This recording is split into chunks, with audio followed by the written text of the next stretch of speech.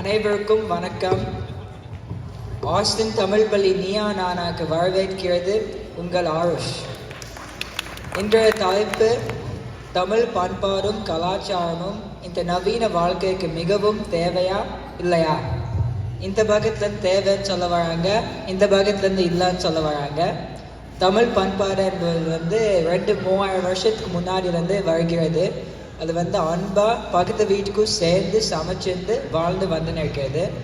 ஆனால் இப்போ இந்த அவசர வாழ்க்கைக்கு டோர்டாஷில் பீட்சாவும் பர்கரும் ஆர்டர் பண்ணிட்டு போயிட்டே இருக்கோம்.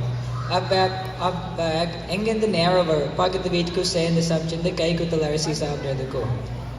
இப்போ மிகவும் தமிழ் கலாச்சாரம் மிகவும் தேவைன்னு சொல்ல வராங்க. சூர்யா என்ன சொல்கிறாங்கன்னு பார்க்கலாம். என் பேர் சூர்யா.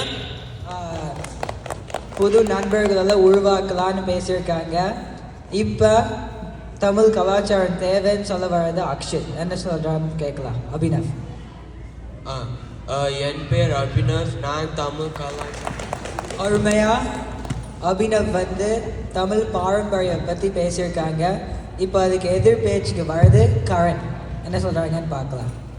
வணக்கம், என் பேர் கரண். இப்போ ஈஸியாக கன்வீனியண்ட்டாக கடையிலேயே மில்லட் நூடுல்ஸ் இல்லாமல் வைக்கிறாங்க. நம்ம ஈஸியாக நம்ம மில்லட்ஸ்லாம் சாப்பிட்றதுக்கு. இப்போ அதுக்கு அருண் என்ன சொல்கிறாங்கன்னு பார்க்கலாம்.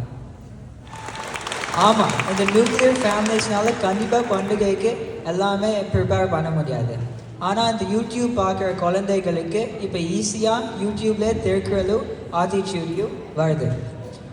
அதுக்கு இப்போ ஸ்வேதா என்ன சொல்கிறாங்கன்னு பார்க்கலாம். இருக்கும்போது என்னோட தாத்தா பாருக்கும் கண்டிப்பாக சந்தோஷம் வரும். இப்போ சந்தோஷ் என்ன சொல்கிறாங்கன்னு பார்க்கலாம். வணக்கம், என் பேர் மஞ்சள் உடம்புக்கு ரொம்ப நல்லது. இப்போ நம்ம எல்லோரும் இங்கே எதுக்கு வந்திருக்கோம்? தமிழ் கற்றுக்கிறதுக்கு வந்திருக்கோம். அடுத்த ஜெனரேஷனுக்கு தமிழ் சொல்லிக் கொடுக்க வந்திருக்கோம்.